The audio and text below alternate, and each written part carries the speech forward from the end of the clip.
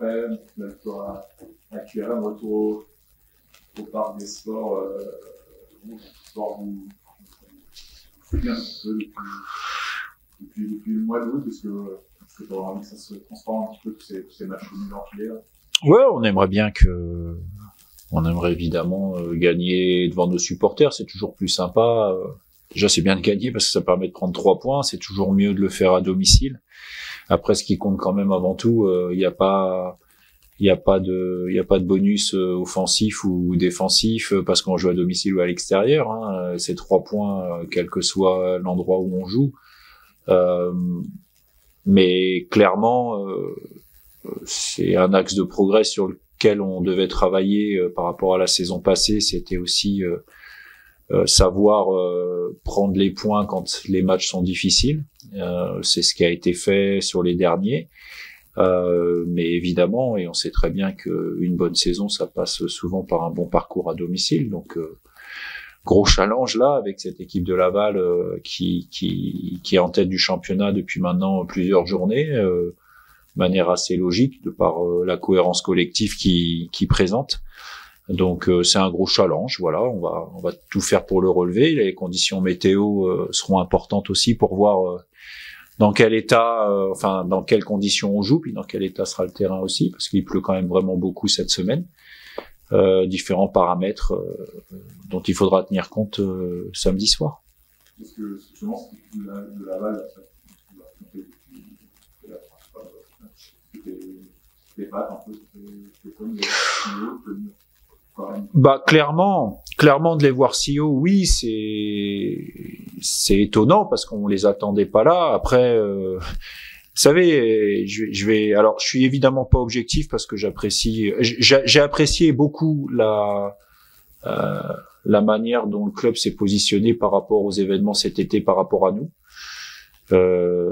J'ai évidemment apprécié, mais on se connaît très bien et on s'apprécie comment Olivier Frappoli a pris position aussi par rapport à nous, et y compris quand la question des 19-20 clubs s'est posée, parce qu'à ce moment-là, je pense qu'à Laval, il parlait plus de maintien qu'autre chose et il s'est positionné pour une Ligue 2 à 20.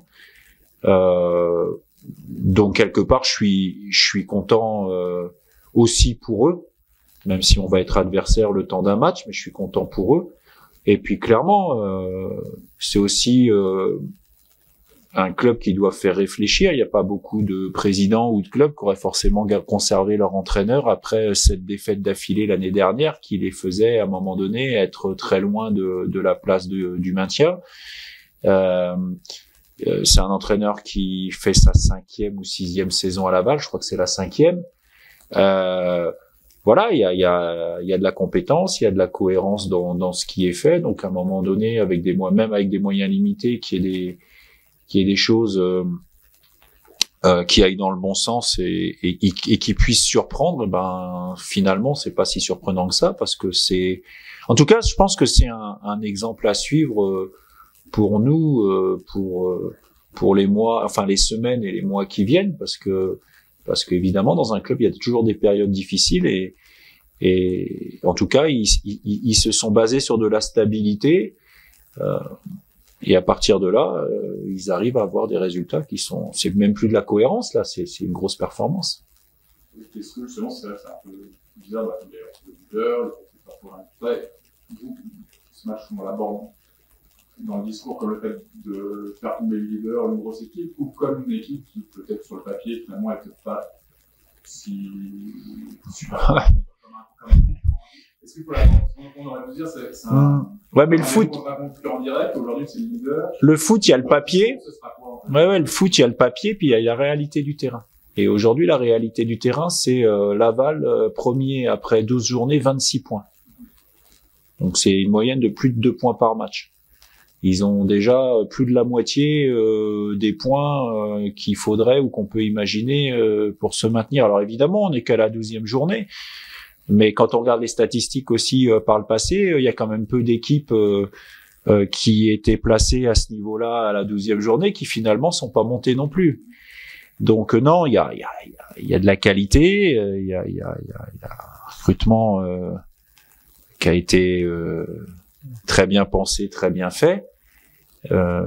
Voilà, donc de la solidité, de l'expérience. Je pense que c'est une équipe, je crois que c'est l'équipe avec la moyenne d'âge la plus élevée, ou en tout cas parmi les plus élevées, très expérimentée, qui sait comment. Il y a beaucoup de victoires avec un seul but d'écart, connaît leur performance sur coup de pied arrêté. Et bon voilà, ils exploitent 100 voire plus de 100% de ce qu'ils sont capables de faire. Et c'est ça qui est remarquable aujourd'hui. Une équipe, quand on est capable de tirer le meilleur de son équipe, c'est qu'à un moment donné, il y a de la cohérence à tous les niveaux. C'est efficace là-dessus, même de la fin de saison dernière, où on ne sait pas ce qu'elle, là encore, quelle importance justement tu lui donnes, et peut-être même encore plus en particulier sur ce match-là, où deux équipes il y a une réalité. C'est une clé, clairement, de par aussi les conditions météo. Il y a une réalité, c'est que ces deux équipes qui sont quasi autant performantes sur coup de pied arrêté défensif, et Laval est plus performante que nous sur coup de pied offensif, même si nous, on est en net progrès. Donc, rien qu'avec ces stats-là et ces chiffres-là, qui sont très très proches, je vous passe les détails, mais qui sont très proches, évidemment que c'est un des éléments importants du match. Maintenant, ça se joue pas évidemment que là-dessus, mais il faut, ça fait partie et ça fera partie logiquement de la préparation de ce match-là dans les aspects dont il faut tenir compte.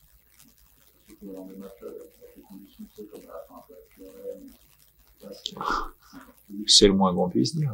Ouais. Je sais pas si ce sera pareil qu'à QRM, mais en tout cas, les conditions en ce moment, pour tout le monde, hein, il y a des gens qui sont sous la tempête et qui ont des problématiques bien plus importantes et plus graves que celles qu'on va avoir sur un terrain de foot. Donc, mais par rapport à un match de foot, oui, les conditions météo sont difficiles. Et je sais pas aujourd'hui ce qui est prévu encore, parce que ça change beaucoup pour samedi 19h, mais c'est un des paramètres du match important, évidemment. Très bien, vous me direz, par rapport à l'année dernière, vous avez qui a près d'un an, on est depuis les années d'été. Est-ce que, au niveau de la sérénité, du travail de la semaine, est-ce que ça change quelque chose pour toi, par rapport à l'année dernière, par exemple, où c'était un peu plus fluctuant, relégable. Parce que là, c'est un petit peu dur, quand même, ça fait quand même 3 mois. Oui. Mais l'année dernière, on a été longtemps non relégable aussi. Ouais. Et puis finalement, on l'a pas été. Encore une fois, je pense logiquement, mais c'est toujours mieux. Maintenant, à la 12e journée, on n'a pas fait le tiers. On aura fait le tiers, plus du tiers à la fin du match contre Laval. Donc, ça sera il y aura les premières indications. Après, comme l'a dit aussi Jean-Marc Furlan il y a pas longtemps, il y a beaucoup de choses qui vont se décider aussi dans le dernier tiers, comme tous les ans. Je pense que là, on est dans une période où les effectifs, la condition physique va jouer aussi quand même pas mal, notamment sur les équipes qui auront beaucoup de blessés ou pas beaucoup de blessés, parce que c'est quand même pas la même chose quand vous jouez avec une équipe amoindrie de 3-4 joueurs, ou si vous jouez au complet, et parfois même dans certains secteurs de jeu. Donc voilà, il y aura un premier bilan à faire sûrement après le match contre Laval, mais globalement, encore une fois, quand on rassemble tous les éléments, il y a deux points de vue. Il y a le point de vue de se dire, comme ça a été souligné, qu'on a été relégable qu'une seule fois après la première journée, notre défaite contre Guingamp. Maintenant, je pense aussi que compte tenu des matchs qu'on a pu faire, on aurait pu prendre, ou on aurait dû prendre, 2 ou 3 points de plus. Et il ferait du bien aussi à ce moment-là. Mais peut-être qu'on les récupérera aussi sur un match où on méritera de perdre et puis finalement on s'en sortira avec un nul ou une victoire. Damien, le bilan mental est bon, parce que des fois dans le jeu, t'attends à faire un peu plus que ton équipe. Alors après, il y a des conditions, c'est pas évident. C'est vrai que le Damien a est-ce que ça, sur un axe de progression. Au niveau comptable, on va dire ça va bien, parce que t'aimerais que... Non, mais qu'il y ait des critiques sur la qualité du jeu et du spectacle contre Amiens, oui, ça me semble évident. Je veux dire, C'est pas forcément les matchs dont on rêve quand on est spectateur, joueur ou entraîneur. Maintenant, il y a parfois des réalités sur lesquelles il faut se pencher. En tout cas, c'est nous. Une chose est sûre, c'est que les résultats dépendent toujours à un moment ou à un autre de la qualité du jeu. Et je prends pour exemple la saison passée, pratiquement les 2 plus belles victoires qu'on a eues à domicile, c'était contre Caen et contre Amiens, avec une équipe type qui commençait à se dessiner et avec des joueurs comme Clément Bilmas par exemple qui commençaient aussi à sortir un petit peu, à montrer le bout de leur nez et qui commençaient à être performants et avoir des repères avec les joueurs. La qualité collective, ça dépend toujours aussi de la connaissance des joueurs les uns avec les autres. Et quand vous changez votre équipe beaucoup à chaque intersaison et encore plus tard dans l'intersaison, évidemment que c'est difficile à mettre en place. Donc nous, notre boulot à un moment donné, c'est d'être pragmatique et de se dire voilà, en même temps qu'on travaille sur certains points du jeu, il faut continuer à prendre des points. Et les commentaires sont très fluctuants parce que il y a eu aussi beaucoup de commentaires entre guillemets. C'était une de vos questions en début de saison en disant est-ce que finalement l'équipe de cette année elle est pas meilleure que celle de l'année dernière sur ce plan-là? Et je vous ai répondu celle de l'année dernière pour l'instant elle a pris 45 points et nous à l'époque on en avait que 6 ou 7. Donc voilà. Mais effectivement la qualité du jeu à un moment donné c'est la meilleure garantie d'obtenir des points sur le moyen terme. Faut du temps. Voilà.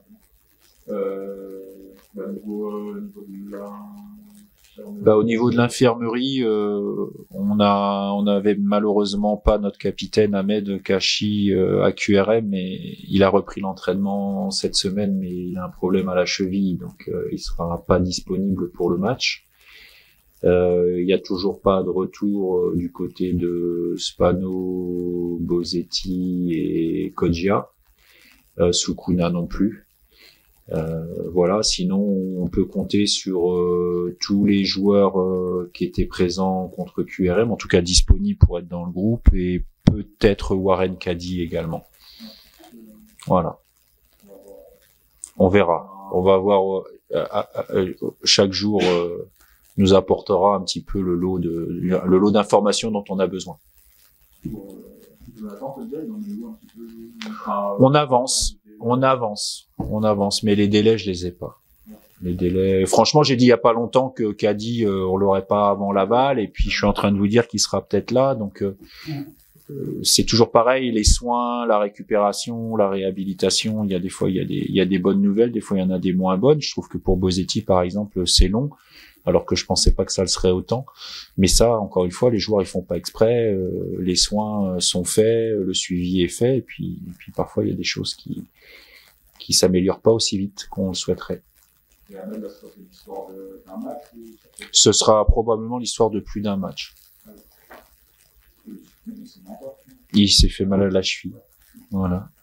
Il me pose la question à chaque fois. Je suis pas médecin, moi. Oui, j'ai des infos. Et Warren a été sélectionné actuellement à Madagascar. Je sens son direction à d'autres par hasard. J'ai pas de commentaire spécial à faire là-dessus. Voilà. Puisque j'ai été surpris clairement de voir son nom apparaître dans cette sélection. Donc comme j'en ai pas encore parlé avec lui, j'en parlerai avec lui pour que les choses soient, je dirais, un peu plus claires, tout au moins pour moi. Après, c'est évidemment l'affaire du joueur et de la sélection concernée. Non, mais me posez pas plus de questions parce que j'y répondrai pas.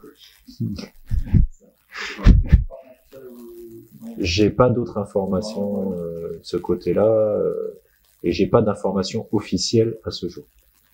Voilà, j'ai des informations médiatiques, c'est tout.